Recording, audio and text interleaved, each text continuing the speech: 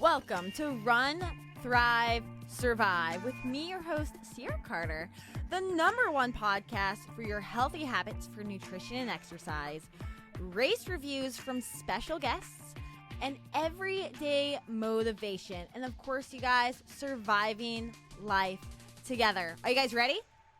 Let's go. Hey guys, and welcome back to another awesome podcast today. I've got an exciting guest here today, and we're talking about something that's near and dear to our very hearts, and that's the Boston Marathon. If you are familiar or not even a runner, you probably have heard of the Boston Marathon. It's a very well-known, one of the oldest marathons out there, and it's coming back up. So back in 2020, it unfortunately got canceled. But 2021, they are holding it in October. It's a little bit later than it's usually held, a little bit later, but it's still going to happen. And today, when this podcast is released, it is actually sign-up day for most of the runners who have qualified for the marathon themselves. So all of us are ready and excited and to see where this year takes us with Boston. But without further ado, I want to hear from our guests and their special stories and how they got there when they ran it and what a journey it takes to get there. Because anybody that's qualified for the Boston Marathon knows it doesn't just take one race after a week of training. It takes months of training, lots of planning, heartbreaks, tears, early mornings, late nights, anything that you can think of to get to this race. And for a lot of us, it means a lot. So I want to introduce first Beth and Rachael. Rachael, let's go ahead and start with you. Who are you? Why do you love running? And why Boston? Yeah, so I'm Rachael Spalding. I am currently finishing up my PhD in clinical psychology at West Virginia University. I'm getting ready to start my clinical internship at a VA medical center. I'm originally from the Chicago area, so psychology is what I do by day, but my main hobby and kind of one of my biggest passions in life is running. I started up when I was 11 years old. I did soccer. And I wasn't very good with hand-eye coordination, the sports with balls. It just was not a good situation. But one thing that I could do was run for a long time. I was the midfielder who could run all over the place. And my coach said, well, Rachael, maybe you should do cross country instead of soccer, something with running. And so I was fortunate enough to be at a middle school that had a beginner's cross country team, and I kind of picked it up and never looked back. So at age 11, I started up. I ran track and cross country through middle school and high school. In college, I started getting more into road racing and started out with half marathons. And then when I started graduate school and moved out to West Virginia, I thought, hey, I'm starting this whole grad school thing. Why not train for a marathon as well? Just tack on one more Why not? Potentially stressful life experience. But you gotta be married to that too. Yeah, it was something I'd always wanted to do, and I ran my first marathon in Pittsburgh my first year of grad school, and then my third marathon, I was able to qualify for Boston, and that's the one that I did in September of 2020. Boston had always been just kind of this pipe dream, even as this punky middle school runner, I would hear about the Boston Marathon, and my coaches would talk about training for it, or they knew somebody who had qualified, and it seemed like, wow, 26.2 miles. I'm only racing 2 miles. I can't even imagine doing 24 more. So it was just something that I always held kind of out in the distance. And then as I got older, it started to get closer and closer. And now I really am hopeful that it can become a reality this year. So you qualified. Okay, you qualified in 2020, so you didn't get a chance to even put in to see if you could run 2020. Nope. Okay, so this is qualify. How much did you qualify by? So I needed 3:30, and my time was 3:16:07. Wow. So I've got about 13:52. I'm really hopeful that that's enough. Yes. Oh, yes. Oh, fingers crossed for you. That is awesome. What a great time for your third marathon. What were your first two marathon times? So first marathon I did in right around 4 hours, and that Okay. was in Pittsburgh. It was a terrible choice for a first marathon. It was extremely hilly. The back half was all hills. I was That's dying. I also really, my training looked a lot different then. So in high school, I was pretty injury prone.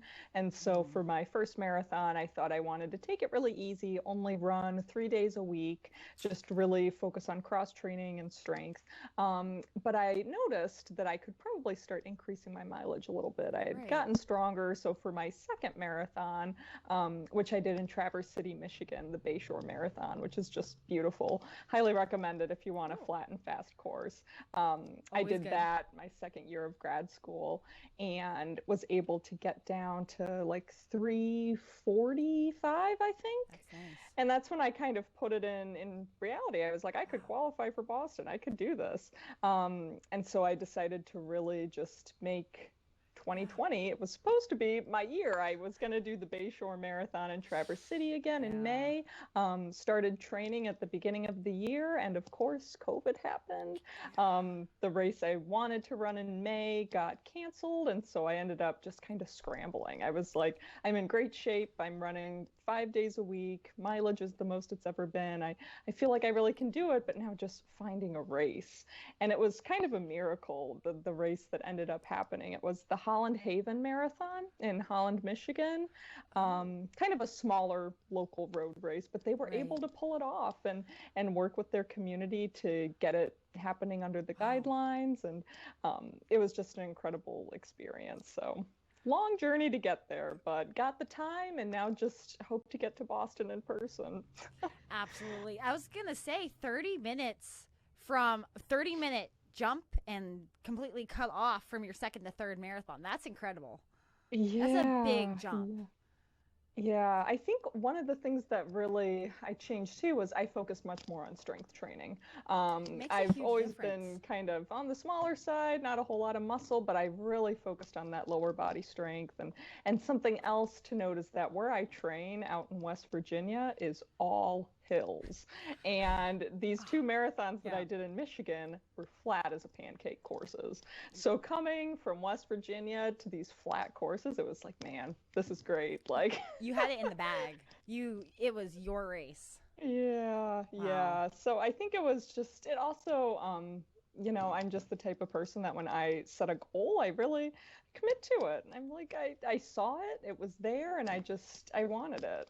Yeah. Um, And you got it. You worked hard, and honestly, I think it'll pay off for you. I definitely do. Like fingers crossed, because it's a I small hope so. field size this year, but fingers crossed. Right. I believe great things are going to happen for a lot of people this year because we all deserve it after We 2020. deserve We it, all right? deserve it. We so It's deserve it. gotta happen. Yeah. Beth, so who are you and why do you love running? Who Well, are you, Beth? I'm currently a marketing manager at a manufacturing company in Buffalo, New York.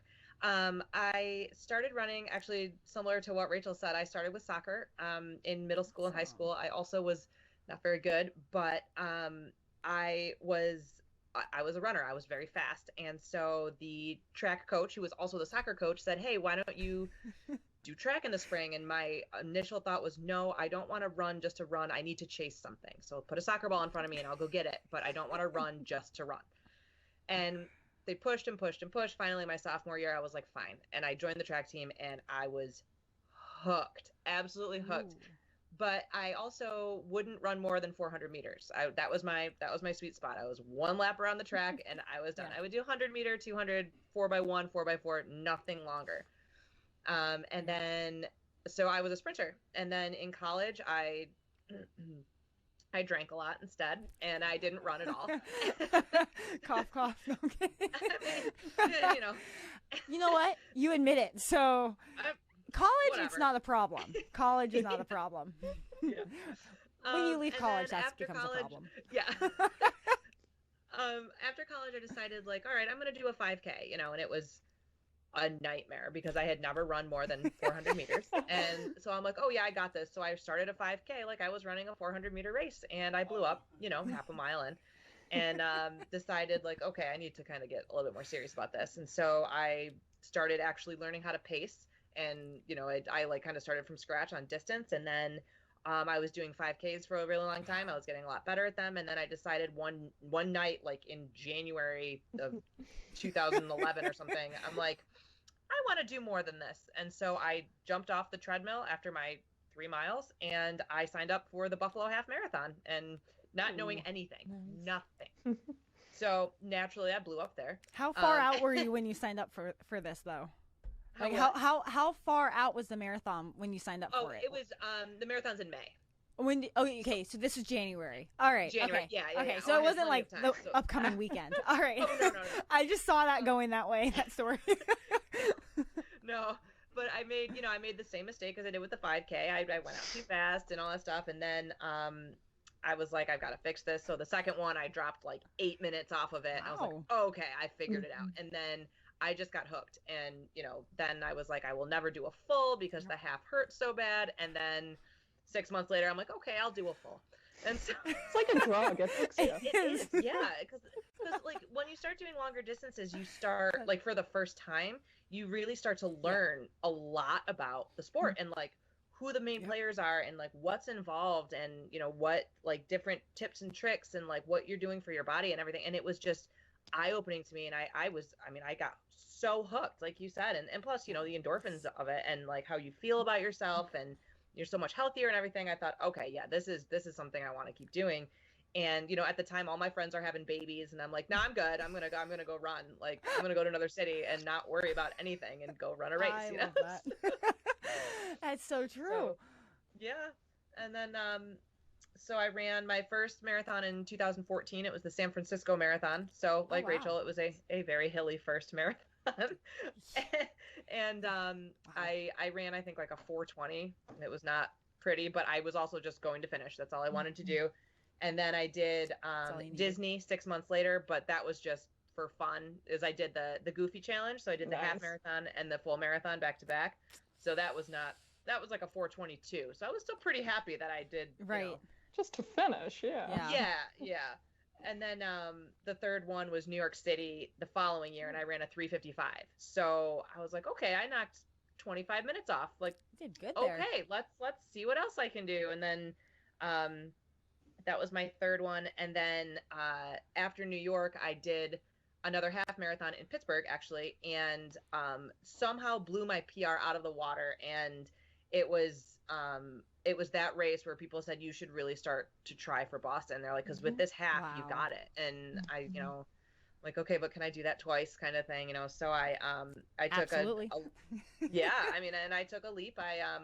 I got a coach, and he's like, yeah, I'll get you there. And so I ran the Erie Marathon in 2017, and I qualified, and I ran the 2018 Boston Marathon, the deluge, the wind, rain, and cold. Yeah, that was my first and only Boston. That was great. Oh my God! But you want to go back, so of course you're hooked. And I talked to my friends who've also done that one, and I was like, "Would you do it again?" And they're like, "Yeah." I'm like, "Yeah, I probably would too." Begrudgingly, yeah. Yeah.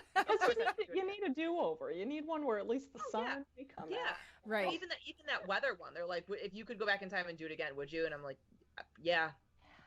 I mean, it was a part of history, Yeah, I mean, everybody talks about that one. Everybody knows that one too, and they know it's 2018.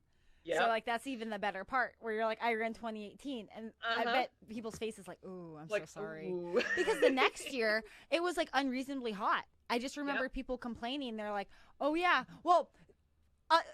My friends and I in Florida were like, oh, that's not hot, when everyone's like, it got up to 70 degrees. And we're like, we train in 90. We're fine. But over here, I get it. Like, it heats up to 70 degrees up there. And it's like, wow. Yeah. But that is, I can't wait to hear that story about running through the rain, running through the wind, and just surviving it. Because Rachel and I are dreaming about our first Boston right now. So we're hoping that the weather's perfect, which, not to mention, last year it was perfect on race day when it was supposed to be. I don't know if anybody else checked the weather. Yeah. But so after the break, we will be getting into both of your stories about Boston. And Rachel, you and I can kind of get on one page about what we dream our first and best Boston will be. But we are going to hear this awesome story from Beth coming up right after the first break.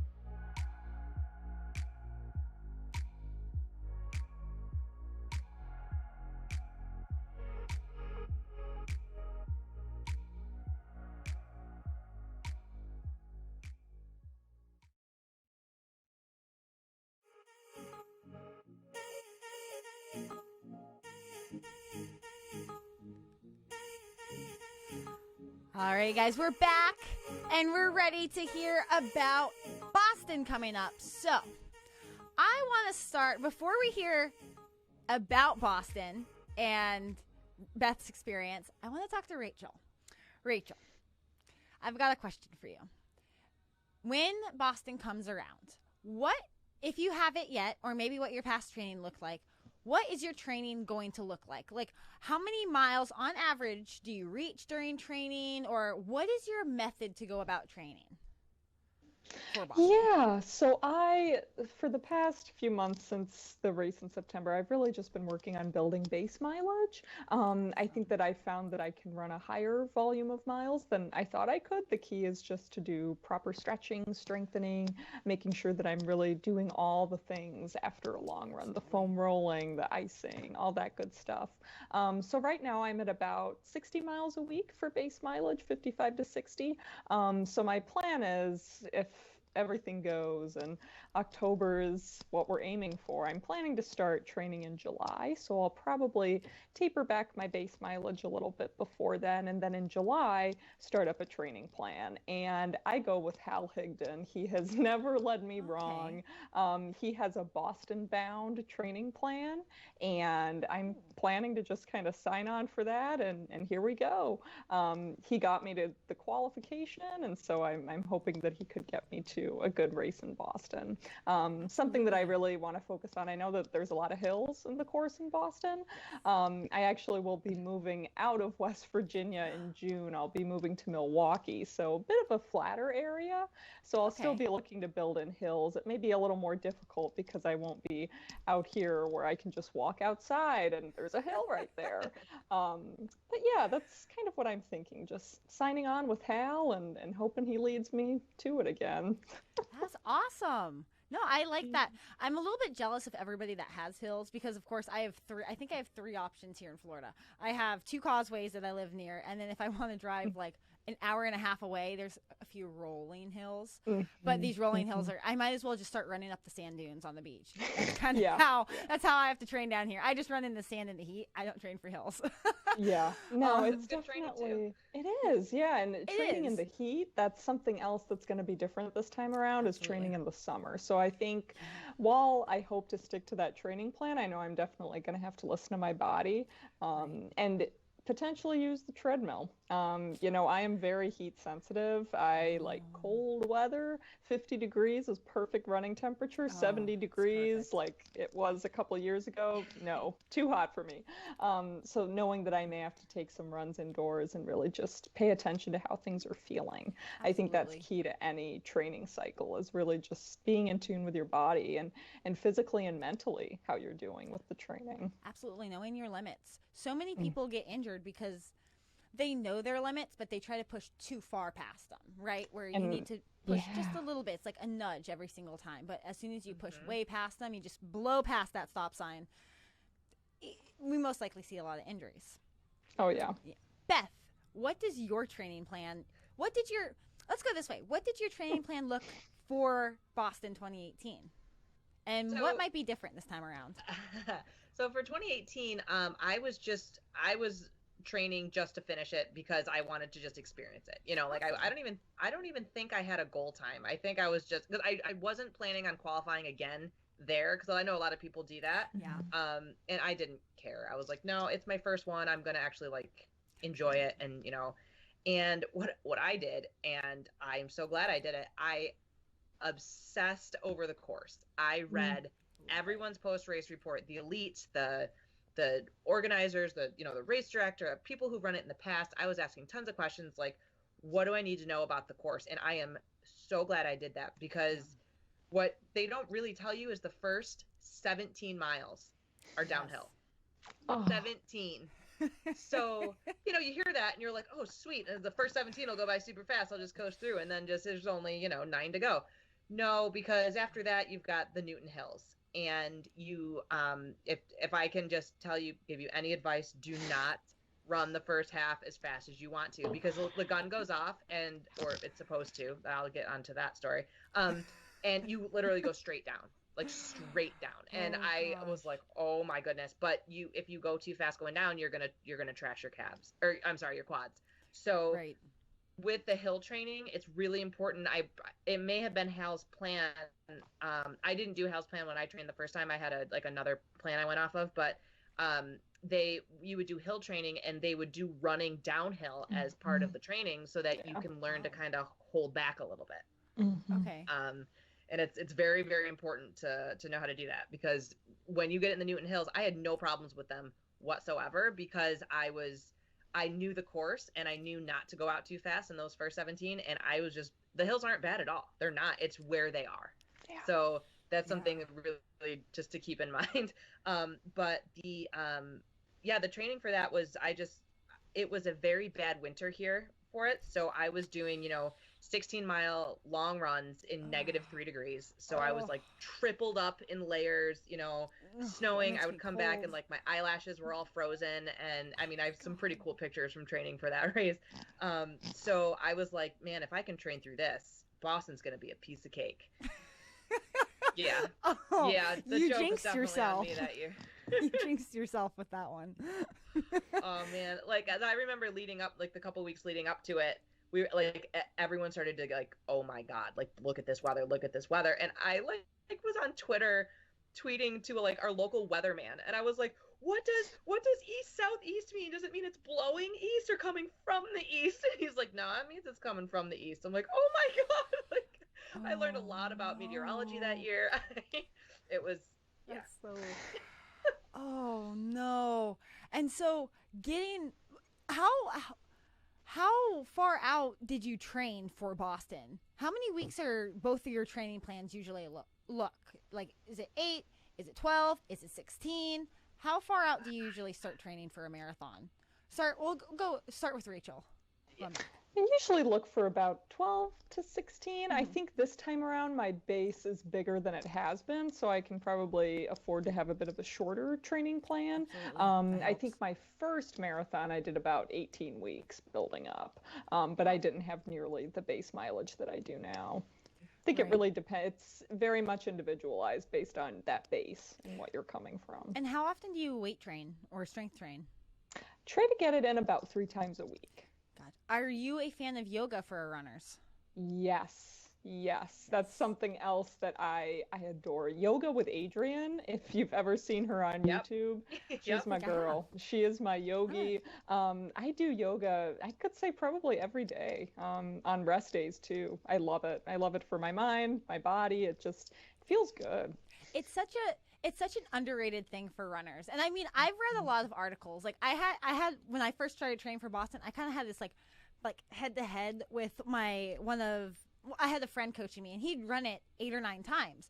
Well, he never strength trained and never was a fan of yoga. He's like, you just need to focus on running. And I was like, no. I'm going to get injured. I know myself. It all works together. Right. It all works together. So we would butt heads. He's like, you really should just be focusing on running. And it was like a headbutt, but I was like, I will advocate for yoga every single day for runners because it is Yeah. so good It's for a your body. game changer. And thinking about in high school, I dealt a lot with stress fractures and Yeah. muscle imbalances, and I couldn't even touch my toes.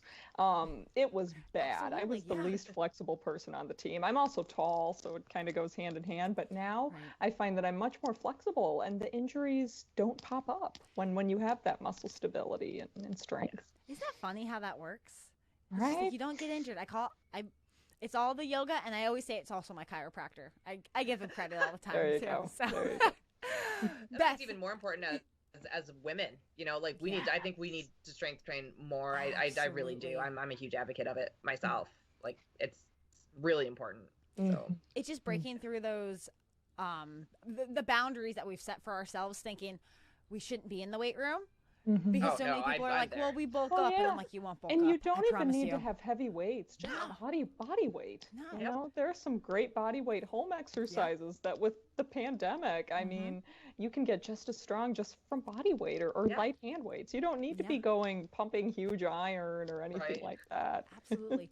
During the pandemic, I think I learned some really killer workouts with those little 2 pound weight, like those Love little it. 2 pounds, or like Love it. just the ankle Mhm. weights, like killer workouts that will probably tone you more than a 20-pound dumbbell hover Yeah. could. Absolutely.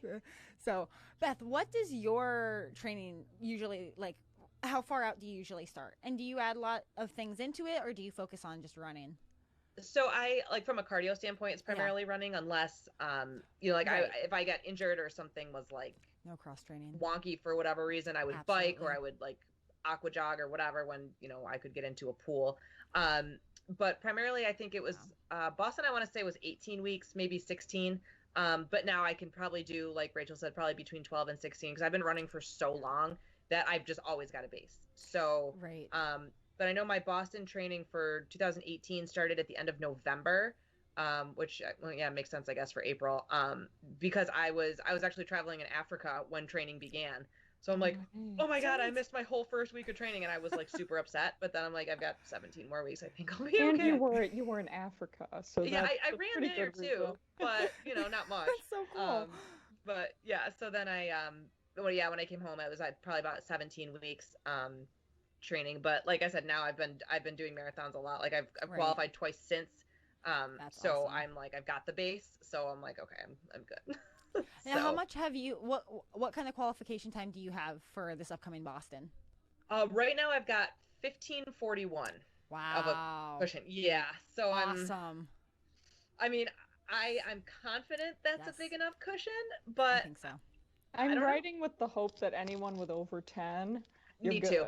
You're I'm thinking Right. 10 is. I think 10 is. I You're safe. can't see it being that much more. I Yeah. agree. Yeah. I think Totally somebody said when we were all talking, somebody was on.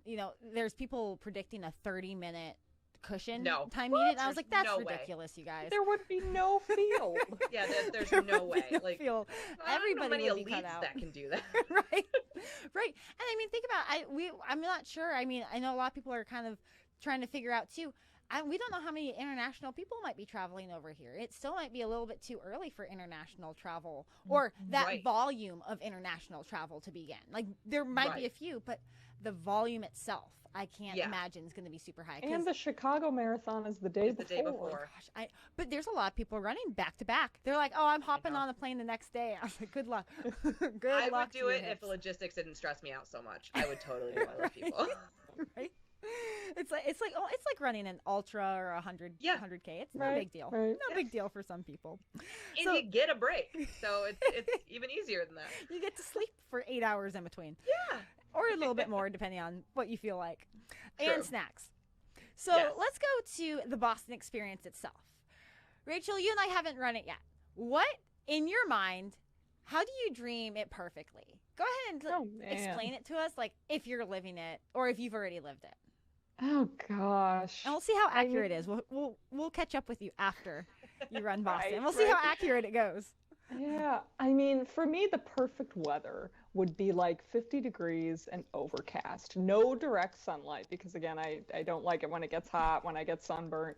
50 degrees overcast, like Right. perfect weather with like a long sleeve and shorts. That'd be ideal.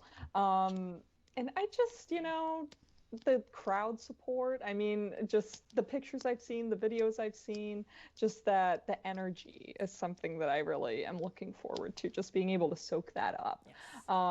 Also, I'm a big foodie, and I've been to Boston, and I'm a huge fan of the lobster, the chowder, all that good stuff. So the most epic post-race meal is also something that I've been dreaming about. And just crossing that finish line, knowing that it's something that I've been dreaming about since I was a kiddo, and finally being able to get there after so many years, so many injuries, ups and downs, early morning wake-ups, blisters, runs that sucked. It's just all building up to that blue and gold finish line. And I mean, I have that's why goosebumps. it's so, I know, I do too. It's like, that's why it's so emotional. Like, you can feel it. You're like, all those tears and all those late nights, they're all going to come. And it's all going to be for that one, like, cross at the finish line. Not even the 26 miles. It's just getting to the finish line itself. Yeah. It's like such a huge accomplishment. I do have goosebumps. Oh, Right. And I had I thought love about it. it so much for getting the qualification time. Just breaking 3:30 was that thing that I had thought I can do that and that will be it. That will be my moment. And now it's like, okay, Rachel, now let's actually do the thing. That will be Right. your moment. So one Yeah. last step. And you flew past that 3:30 finish line. You didn't even worry about that. That wasn't even that was a little blip. Now you're at Boston. So that's awesome. Right. And I love how you said all that food post race. You know, so many people make the mistake. I'm going to try it the entire 3 days up to the race when I get up on no. Friday. I've learned the hard way on that Oh, one. I think we all have. That was the Golly. wrong Chicago marathon. I will not. That was one marathon I'll never talk about again. Did you do deep dish before the race? Kind of. I tried to Oh, refrain, but I did a kind little of. bit. Oh, I mean, they had it in It's front of so my good. face. It's so hard Yeah, I to know, it's resist. so And I was like, good. I'm in Can't say no. Chicago. I made it here, so I'll be okay. Yeah.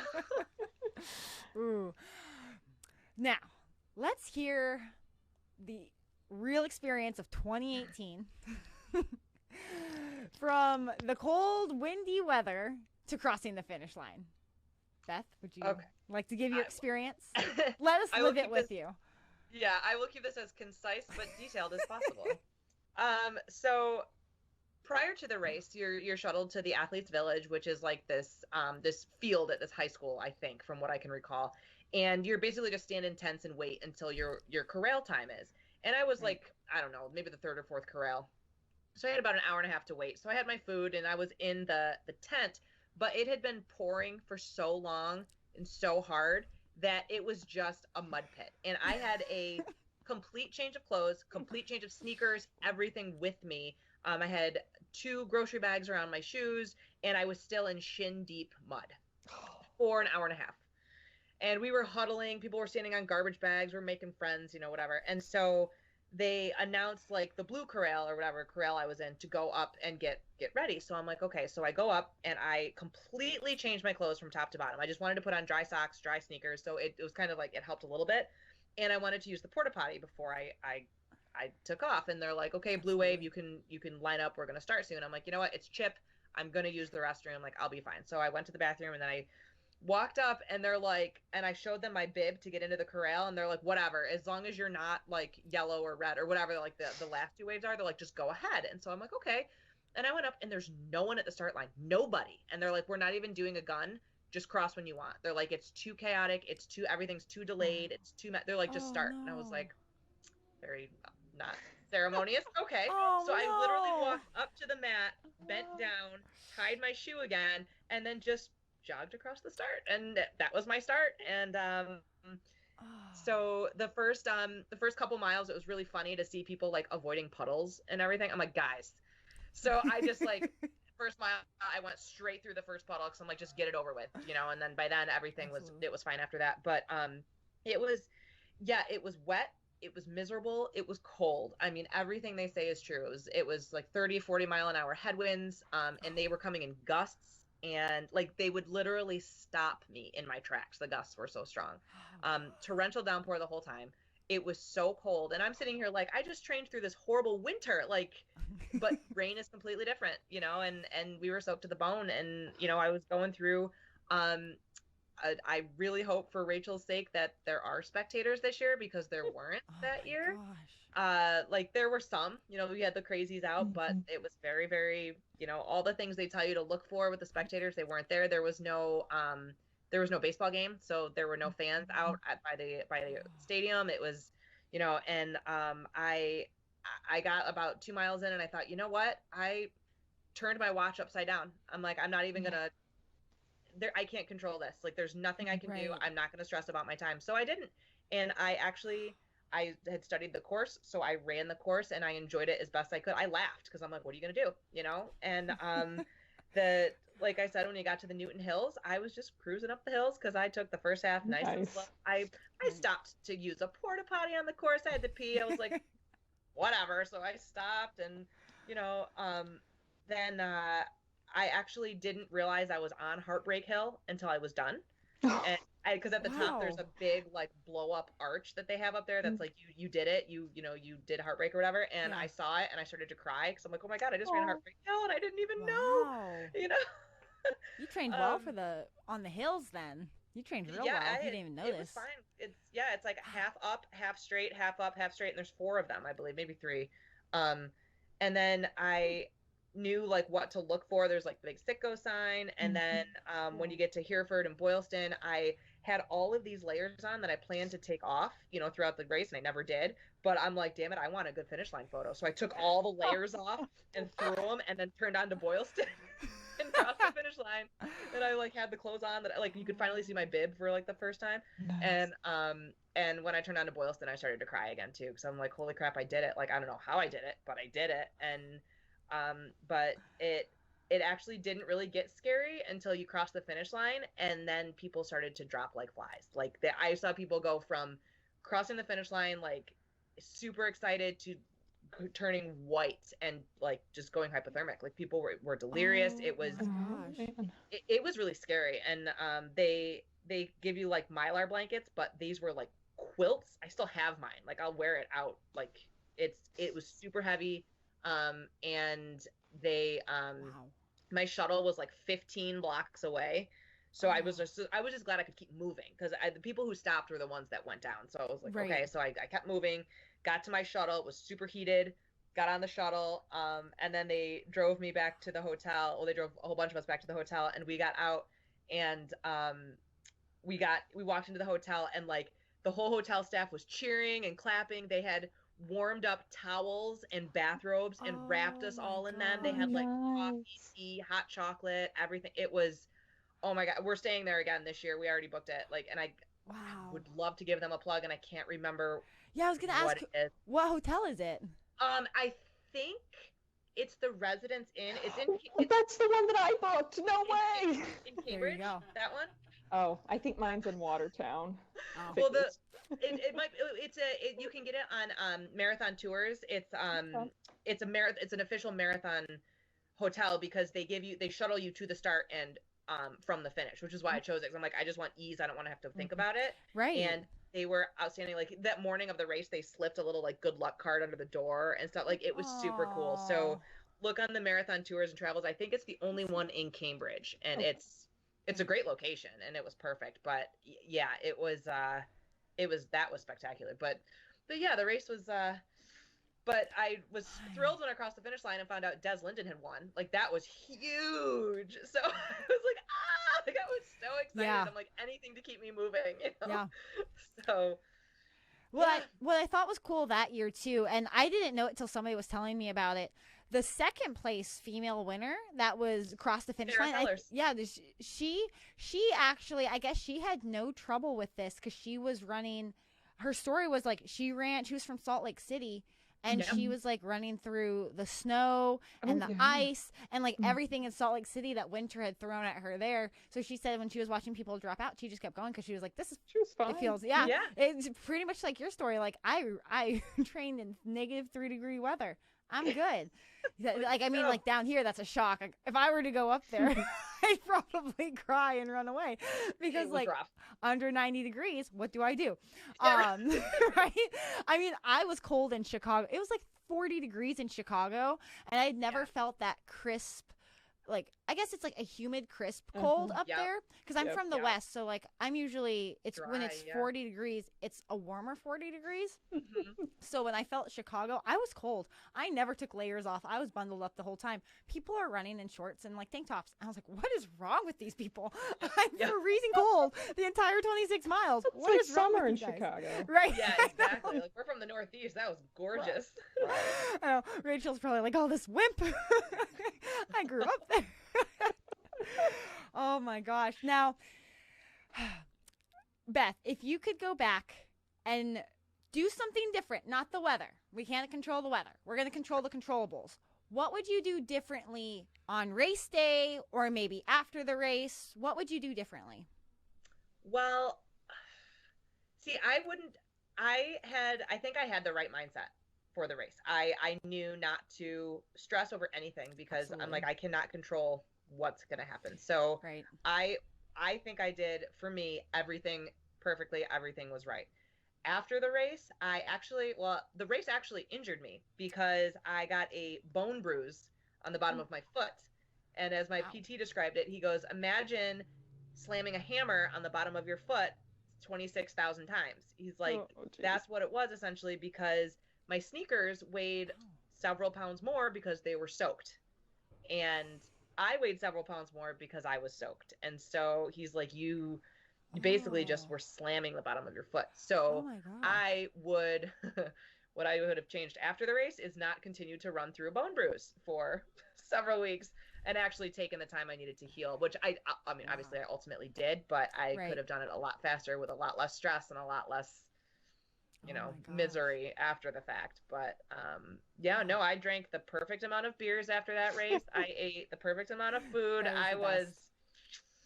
You deserved It every was single awesome. bite of that one. Every single bite of whatever you had. That's what you deserved. 'Cause you went through that. and I drank a lot of them. Oh my gosh. Now, Rachel, do you have anything big, like not big, but like what are your top 3 things that you want to do in Boston while you're there? You've been there, but what would make Boston special for you? After, well, first pre and or after, foremost, whatever you want to do. yeah. First and foremost is just being able to share it with my family, my parents, who actually were there pretty much every step of the way for my qualifying race. Fun story with that. COVID times, they were basically able to drive alongside the course and watch me at every mile. So being able to That's share awesome. the experience of the city with them. Of course, huge foodie. So the food. Yeah, soaking up that, and the history of Boston too. Just when I was there for a conference, and I wasn't there very long. So I'd love to just be able to explore the city more and really take time to enjoy it instead of hustling around in a pantsuit like I did last time I was there. And just head down. Like this time you actually get to run through the streets. Exactly. I think that's just so cool. It's like what running's about, where these like routes that you can only drive, maybe walk alongside the road or just walk on the sidewalks, but now you actually get to be in the street in your own little spotlight running through it. And you get to feel a part of the city when you're on foot. yeah, and it's so cool. Absolutely. Yeah, absolutely. Now, what did you guys think, or Beth, what did you think of the start line? Like, do you like a point-to-point marathon with this, where you have to go out somewhere and run to the city? Or would you like to see maybe it wrapped around? Like, how did you feel about that? I liked the point to point. For logistics purposes, I prefer loops. Like for me, Chicago is perfect. I'm like, I know we're talking about Boston, but Chicago was, the course is perfect, and their logistics, their layout, everything is perfect because you end like a quarter of a mile from where you started, and like you get a hotel near there, and it's easy peasy the whole way. But Boston does have it together with, getting the shuttles and getting there on time, and they make sure you have plenty of time. I just am not a fan of the Athletes Village situation. Like, I also did New York City, and I was in Athletes Village for like 3.5 hours, and I was like, like, you're ready to go at 5 a.m. when you wake up. You don't want to have to stand around for 4 hours. So that's the only reason I don't like point to point. I just did a point to point race this past weekend, and it was the same situation. Like, we got to the starting line late because of logistic mix up. There was a whole bunch of other stuff, but so it's point to point is a little bit more stressful. So I think I would like a loop, but Boston, the exception. I mean, they do it right. Like, you go through the all the neighborhoods that you want to see when you're there, and you wouldn't see them if you went into the city. You're going to stay in the city, if you went to visit or whatever. You don't go out to Hopkinton, you don't go through Newton, you don't do, and it's I like that Boston is suitable for point to point, and it's just you get more spectators that way, different ones. It's not like seeing the same ones twice or whatever. But, and it's neat because I know I've heard you can probably maybe not because there's no spectators. I'm so sorry. That actually really hurts my heart for you. People say different. There's so many different kinds of groups that come out along the course. You have the boys. I think it was boys and girls group. The girls college. Girls college is a big one. And I mean that's just so cool. You're just all these different groups of people along the entire way. They all show up. Yeah, they all show up. That's so awesome. For runners. Yeah. Runners. We're so used to kind of being pushed to the side. A sport that doesn't get televised. It's kind of boring to watch. I remember I ran the 2 mile in track, and people would never stick around to watch the 2 mile. 8 laps around the track, that's boring as heck. So for the first time, we actually have people turning out to watch us.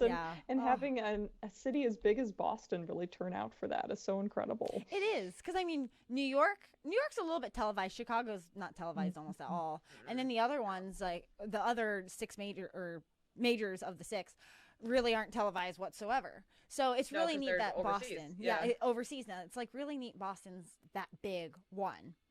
Now, a question for both of you, and even to get into anybody listening that's maybe on the edge of thinking about training for Boston or starting to hit that journey.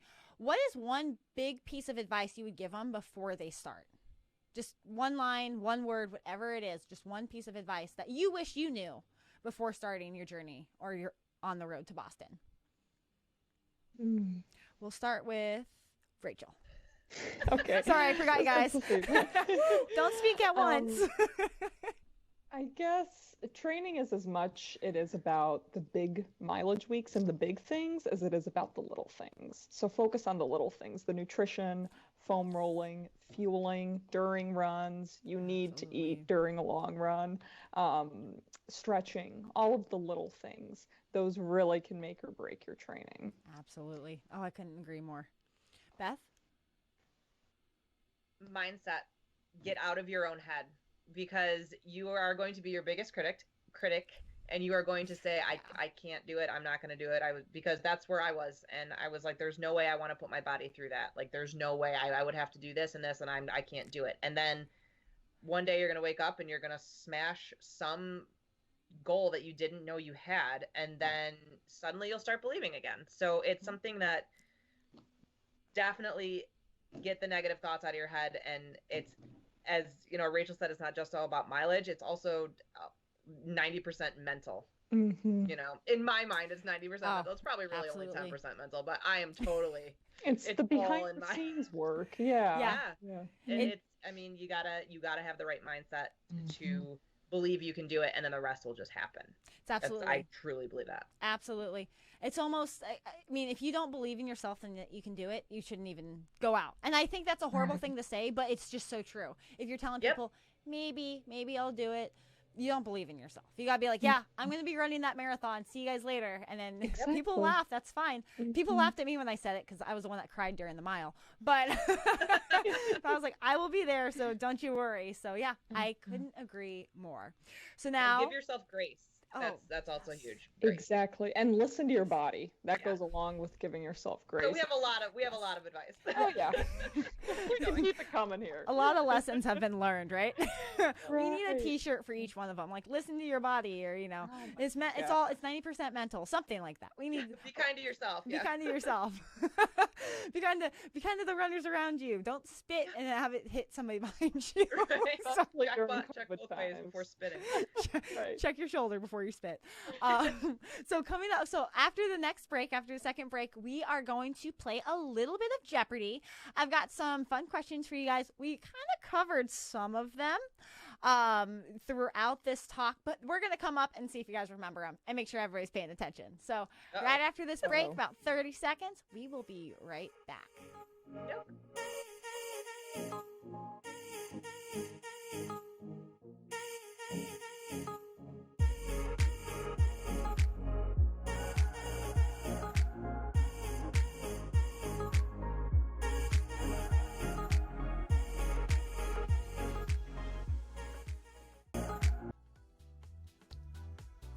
Join us for the fresh, new For Your Best Self podcast with Drs. Anita Saluja and Rebecca Novo of Dermatology plus Plastic Surgery. We will reveal the facts about techniques, trends, products, and procedures to be your best self. The first and only podcast combining the synergy of aesthetic dermatology plus plastic surgery. Search For Your Best Self on Apple Podcasts, YouTube, and Spotify.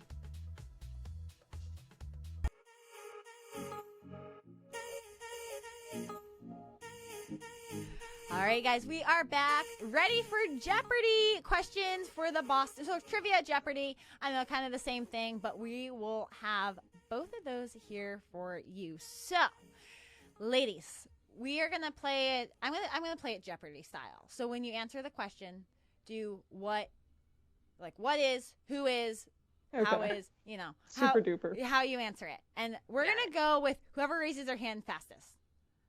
Okay. Hands ready. So get your hands ready. Make sure you're not going to hit anything on the way up. I've got 8 questions that we will get through. Are you ready? Deep breath. We're ready. All right. In what year were women first allowed to run Boston? Beth. What is 1968? Oh, you were so close. Do you know, Rachel? What is 1970? So close. You were closer.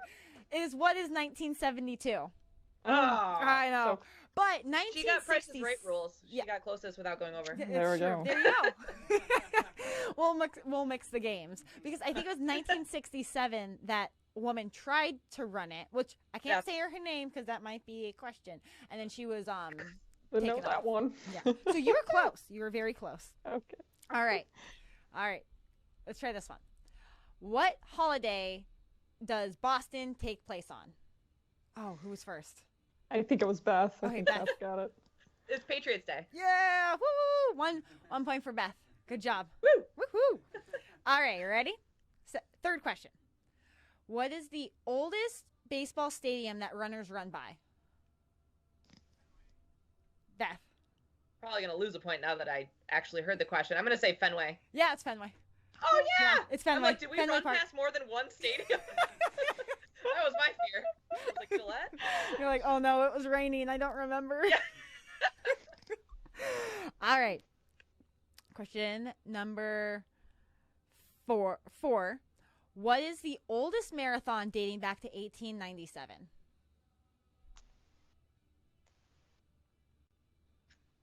Beep, beep, beep. Beep, beep, beep. All right, you guys want to take a guess? Athens Marathon? Yeah, that's what I was thinking. No, it's actually Boston.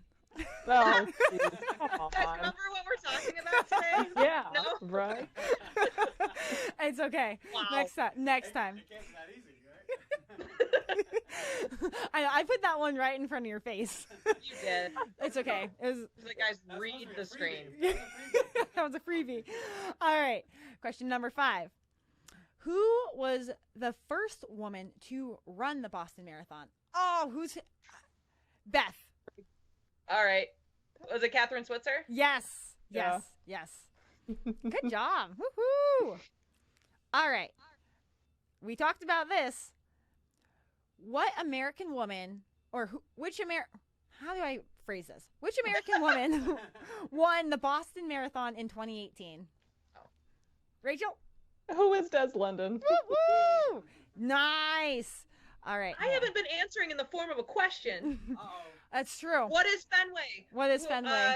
But you answered the first one. You answered got the first one. yeah. It was wrong. You did. Who was Catherine Switzer? You know that. All right, I think I'm caught up. it was Kathy. All right. And what is the name of the most famous hill in the Boston Marathon? Beth. What is Heartbreak Hill? Yes. Good job. Yeah. Woohoo. All right. Last question. Where is the what location is the finish line in the Boston Marathon? Beth. Where is Boylston? downtown Yep. Boston. You got it. Woo! All right, that's all I have for your trivia today.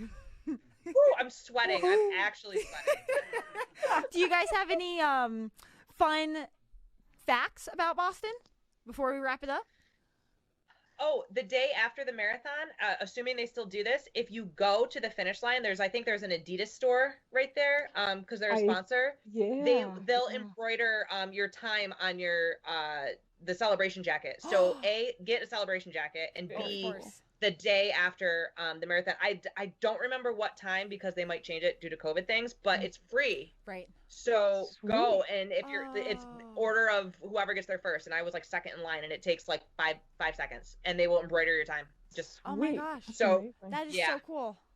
That's really cool insight. I've actually never heard anybody do that, so that's fantastic. Yeah. Yeah, I've never on your heard anything about jacket. that. So, but they'll only do this year. So don't bring like 2017 and be like, hey, I ran this. Like they won't do it. Where did they put Someone it? try Like, that. Here on the back. Where did they put it? I got mine on the back, but you can get it like on the chest, on the arm. I got mine on like just like on the back. So when I wear a ponytail, it's on the back. So I love it. Yeah, that's so cool. Awesome. Amazing.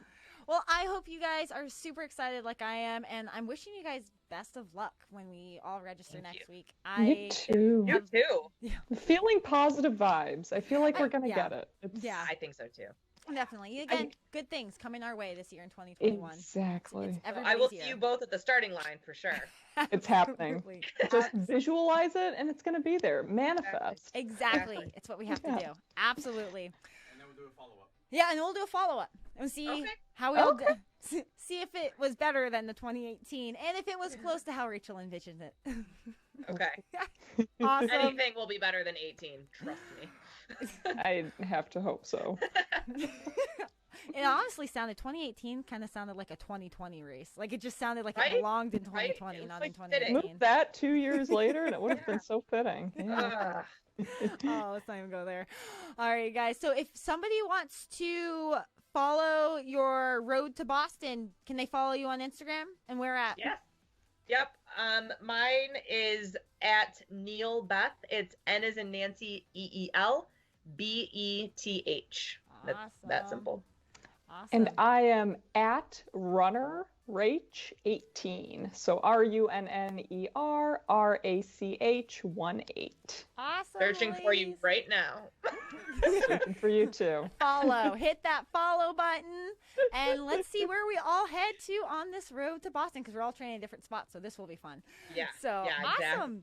And also, if you guys listening to this podcast enjoys today's podcast, please head over. Also, my Instagram, all my social media right now is The Runpreneur.